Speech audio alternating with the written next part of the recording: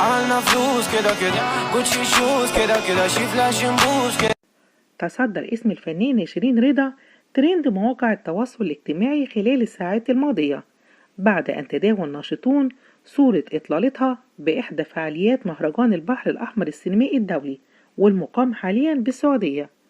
ظهرت شيرين رضا وهي لابسة جامب سوت فوشيا، لكنه أظهر انتفاخ بطنها بصورة كبيرة، وده عرضها لانتقادات واسعة من الجمهور اللي أكدوا على إنها لم توفق في اختيارها.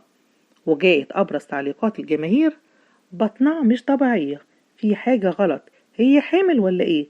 وأرجع البعض سبب ظهورها بهذه الصورة إلى الإضاءة. احنا نجوم كده كده عملنا فلوس كده كده جوتشي شوز كده كده شي فلاش بوز كده.